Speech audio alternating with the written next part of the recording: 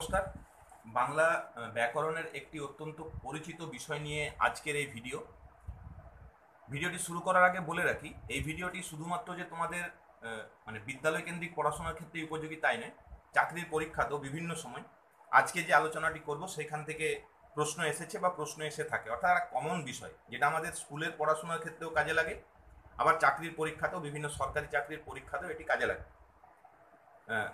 থামলেন দেখে তোমরা বুঝতে পেরেছো যে বিষয়টা হচ্ছে কর্মিক ক্রিয়া। অনেকে হয়তো বুঝতে পারোনি, তো এই বোঝানোর জন্যই আমার আজকের এই প্রয়াস। ভিডিও শুরু করার আগে প্রত্যেকের কাছে অনুরোধ, যারা চ্যানেলে নতুন আছো তারা চ্যানেলটি সাবস্ক্রাইব করে পাশে থাকা বেল আইকনটি প্রেস করে অল বাটনটা অন করে দিও। ভিডিওটি ভালো লেগে থাকলে ভিডিওটি লাইক করে দিও, শেয়ার করো, এবং তোমার অন্য যে সমস্ত বন্ধু বান্ধব বা পরিচিত মানুষ আছেন তাদের মধ্যে ভিডিওটি শেয়ার করে দিও, যাতে তোমার মতো তারা উপকৃত হতে পারে। তো চলো কথা না বাড়িয়ে শুরু করি আজকের ভিডিও। কর্মিক ক্রিয়া জিনিসটির মানে হচ্ছে যে আমাদের যে কোনো বাক্য তৈরি করতে গেলে বাক্যের মধ্যে উদ্দেশ্য বা কর্তা, কর্ম এবং ক্রিয়া, এই তিনটি বিষয় থাকতেই হয়। কোনো কোনো ক্ষেত্রে উহ্য থাকে, কোনো কোনো ক্ষেত্রে বিষয়টি প্রত্যক্ষভাবে থাকে, মানে বোঝা যায়, কোনো কোনো ক্ষেত্রে সেটাকে বুঝে নিতে হয়। তো বাক্যের এই যে ক্রিয়াপদ আছে, সেই ক্রিয়াপদের সঙ্গে বাক্যের কর্মের যে সম্পর্ক, মূলত সেই সম্পর্কের উপরে দাঁড়িয়ে বাক্যের ক্রিয়াপদের মধ্যে বা বাক্যের ক্রিয়াপদটির কর্ম আছে কি নেই সেই বিষয়টি নির্ধারণ করা হয়। এর উপরে দাঁড়িয়েই এই কর্মিক ক্রিয়া বা কর্মভিত্তিক যে ক্রিয়া সেই বিষয়টি ঠিক। এর অনেকগুলো ভাগ আছে: সকর্মক্রিয়া, অকর্মক্রিয়া, এককর্মক্রিয়া, দ্বিকর্মক্রিয়া। প্রত্যেকটাই আমরা একে একে আলোচনা করব। তো প্রথমে আমরা বুঝে নেওয়ার চেষ্টা করব যে একটি বাক্যের কর্মপদকে আমরা চিনব কিভাবে, বা সেই বাক্যটির কর্ম আছে কি নেই সেটাই বা আমরা বুঝবো কিভাবে। তো প্রথমেই আমি একটি উদাহরণের মাধ্যমে বিষয়টি বোঝানোর চেষ্টা করছি। রমেশ বই পড়ছিল। বাক্যটির ক্রিয়াপদ হচ্ছে পড়ছিল। বাক্যের ক্রিয়াপদের কর্ম আছে কি নেই, বা বাক্যের মধ্যে কোন পদটি কর্মপদ, এই বিষয়টি বের করতে গেলে আমাদের বাক্যের ক্রিয়াপদটিকে দুটি জিনিস দিয়ে প্রশ্ন করতে হয়: কি অথবা কাকে। কি দিয়েও প্রশ্ন করা যেতে পারে, কাকে দিয়েও প্রশ্ন করা যেতে পারে, দুটো দিয়েই প্রশ্ন করা যেতে পারে, অথবা দুটোর মধ্যে যে কোনো একটা দিয়েও প্রশ্ন করা যেতে পারে। অর্থাৎ কি বা কাকে দিয়েও প্রশ্ন করা যায়, আবার শুধুমাত্র কি দিয়ে বা শুধুমাত্র কাকে দিয়েও প্রশ্ন করা যায়। তা বাক্যের ক্রিয়াপদকে যদি আমরা কি বা কাকে অথবা দুটি দিয়ে প্রশ্ন করে যে উত্তরটি পাবো সেটি হচ্ছে বাক্যের কর্ম। তাহলে এই বাক্যটিতে ক্রিয়াপদ হচ্ছে পড়ছিল। এই পড়ছিল ক্রিয়াপদ থেকে আমি যদি কি বা কাকে দিয়ে প্রশ্ন করি, তাহলে কি রমেশ কি পড়ছিল? বই। এটাই হচ্ছে বাক্যের কর্ম। বাক্যের ক্রিয়াপদকে কি বা কাকে দিয়ে প্রশ্ন করলে আমরা যে উত্তরটি পাই সেটি হচ্ছে বাক্যের কর্ম। আলোচ্য বাক্যটিতে বই হচ্ছে কর্ম। বাক্যের ক্রিয়াপদের এই যে কর্মের উপস্থিতি, বাক্যের মধ্যে এই যে কর্মের উপস্থিতি বা ক্রিয়াপদের সঙ্গে তার যে সম্পর্ক, তার উপরে দাঁড়িয়ে বাক্যের কর্মভিত্তিক ক্রিয়াকে বা বাক্যের মধ্যে থাকা কর্মকে চারটি ভাগে ভাগ করা হয়: সকর্মক্রিয়া, অকর্মক্রিয়া, এককর্মক্রিয়া, দ্বিকর্মক্রিয়া। এই চারটি বিষয় আস্তে আস্তে আলোচনায় একে একে আলোচনায় আসি। সকর্মক্রিয়া মানে হচ্ছে যে বাক্যের মধ্যে কর্মপদ থাকে, অর্থাৎ কর্মপদের উপস্থিতিটা এখানে বোঝা যায়, সেই বাক্যে কর্মকে বলা হয় সকর্মক্রিয়া। অর্থাৎ যে ক্রিয়ার কর্ম থাকে, যে ক্রিয়ার কর্ম থাকে সেই ক্রিয়াকে আমরা বলবো সকর্মক্রিয়া। তাহলে উদাহরণটি কি আছে? গীতা গান করছিল। তাহলে বাক্যের ক্রিয়াপদ কোনটি? করছিল। এই বাক্যের ক্রিয়াপদ থেকে আমরা যদি কি বা কাকে দিয়ে প্রশ্ন করে উত্তর পেয়ে যাই, কি বা কাকে দিয়ে প্রশ্ন করে যদি উত্তর পেয়ে যাই, তার মানে এটা প্রমাণিত হচ্ছে বাক্যের ক্রিয়াপদটির কর্ম আছে।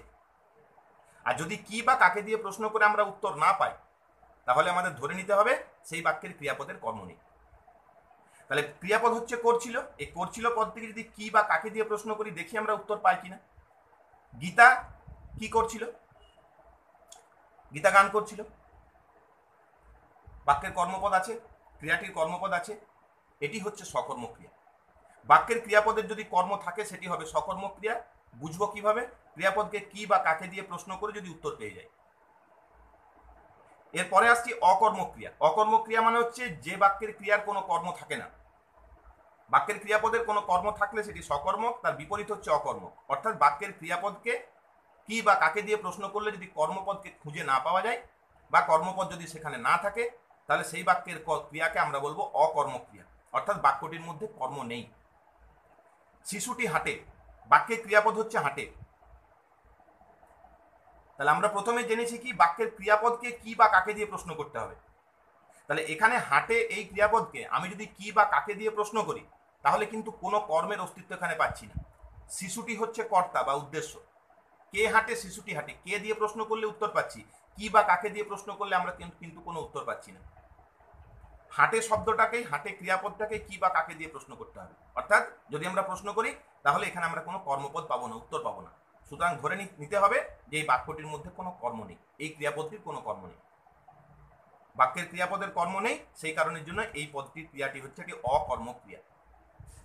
এরপরে আসছি এক কর্মক্রিয়া। এক কর্মক্রিয়া আর সকর্মক্রিয়া বিষয়টা একই রকম। অর্থাৎ বাক্যের মধ্যে যদি একটি মাত্র কর্মপদ থাকে, বাক্যের মধ্যে একটি মাত্র কর্ম থাকবে, তাকে আমরা বলবো সকর্মক্রিয়া। অর্থাৎ বাক্যটিকে আমরা যদি কি বা কাকে এই দুটি দিয়ে প্রশ্ন করে যে কোনো একটা উত্তর আমি পেয়ে যাই, ধরো কি দিয়ে প্রশ্ন করলাম উত্তর পেলাম না, কাকে দিয়ে প্রশ্ন করলাম উত্তর পেয়ে গেলাম, এক কর্মক্রিয়া। আবার হয়তো দেখা গেল কাকে দিয়ে প্রশ্ন করলাম উত্তর পেলাম না, কিন্তু কি দিয়ে প্রশ্ন করে উত্তর পেয়ে গেলাম, এক কর্মক্রিয়া। অর্থাৎ এই দুটোর মধ্যে যে কোনো একটা বিষয় বা যে কোনো একটা শব্দ দিয়ে প্রশ্ন করলে আমি উত্তর পেয়ে যাই, তাহলে সেটি আমি বলবো এক কর্মক্রিয়া। অর্থাৎ বাক্যের মধ্যে একটা মাত্র কর্ম থাকলে সেই বাক্যের ক্রিয়াটি হয় এক কর্মক্রিয়া। এই বাক্যটি লিখেছি কি, সুরেশ কলমটি দিল। তাহলে এখানে ক্রিয়াপদ হচ্ছে দিল, সুরেশ কি দিল, কলমটি দিল। তাহলে কি দিয়ে প্রশ্ন করে উত্তর পেয়ে গেলাম, একটাই মাত্র কর্ম, সেই জন্যই এটি হচ্ছে এক কর্মক্রিয়া, একটাই মাত্র কর্ম থাকবে। দ্বিকর্মক্রিয়া কি, দ্বি মানে হচ্ছে দুই, তাহলে একটা বাক্যের মধ্যে একটা ক্রিয়ার দুটি কর্ম থাকবে। যদি কোনো একটি বাক্যের ক্রিয়ার দুটি কর্ম থাকে সেক্ষেত্রে সেই কর্মটি হবে দ্বিকর্মক্রিয়া, দ্বিকর্ম, দুটি কর্ম। অর্থাৎ সেক্ষেত্রে কি দিয়ে প্রশ্ন করলেও আমি উত্তর পাবো ক্রিয়াপদকে, আবার ক্রিয়াপদকে কাকে দিয়ে প্রশ্ন করলেও আমি উত্তর পাবো। অর্থাৎ এই দুটি দিয়ে প্রশ্ন করলে আমি দুটি উত্তর পাবো, দুটি কর্মপদ পাবো, সেক্ষেত্রে সেই কর্মপদটি হবে দ্বিকর্মক্রিয়া। দাদু নাতিকে গল্প বলে। দাদু নাতিকে গল্প বলে, বলে হচ্ছে ক্রিয়া। দাদু কাকে গল্প বলে, নাতিকে, একটা কর্ম পেয়ে গেলাম। দাদু নাতিকে কি বলে, গল্প, দুটো কর্ম পেয়ে গেলাম। কি দিয়ে প্রশ্ন করে উত্তর পেলাম, কাকে দিয়ে প্রশ্ন করে উত্তর পেলাম, তাহলে একটা বাক্যের মধ্যে আমি দুটো কর্মপদ পেলাম, দ্বিকর্মিক ক্রিয়া। অর্থাৎ এই বাক্যের যে ক্রিয়া দাদু নাতিকে গল্প বলে, এই বাক্যের যে ক্রিয়াপদ সেই ক্রিয়াপদের দুইটি কর্ম, এই জন্য এটি দ্বিকর্মক্রিয়া। তো প্রথমে হচ্ছে আরেকবার সংক্ষেপে বলে নি, সকর্মক্রিয়া হচ্ছে যে বাক্যের ক্রিয়ার কর্ম থাকবে তাকে সকর্মক্রিয়া বলছি।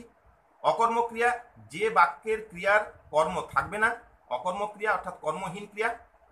এক কর্মক্রিয়া যে বাক্যের ক্রিয়ার একটি মাত্র কর্মপদ থাকবে তাকে বলছি এক কর্মক্রিয়া। এক কর্মক্রিয়া সকর্মক্রিয়া অনেকটা একই রকম। দ্বিকর্মক্রিয়া মানে হচ্ছে যে বাক্যের ক্রিয়ার দুইটি কর্ম থাকবে, অর্থাৎ বাক্যের ক্রিয়াপদকে কি দিয়ে প্রশ্ন করলেও উত্তর পাবো, কাকে দিয়ে প্রশ্ন করলেও উত্তর পাবো, সেক্ষেত্রে সেই বাক্যের ক্রিয়াপদটিকে আমরা বলবো দ্বিকর্মক্রিয়া। তো কর্মিক ক্রিয়া এটাই হচ্ছে ভাগ, বাক্যের ক্রিয়াপদের সঙ্গে কর্মপদের যে সম্পর্ক তার উপরে দাঁড়িয়ে। আশা করি ভিডিওটি প্রত্যেকের ভালো লেগেছে। যে মানে কর্মভিত্তিক যে ক্রিয়া, কর্মিক ক্রিয়া, সেটি নিয়ে মনের মধ্যে যা কিছু প্রশ্ন ছিল আশা করি ভিডিওটি দেখার পর সমস্ত প্রশ্নই উত্তর তোমরা পেয়ে যাবে।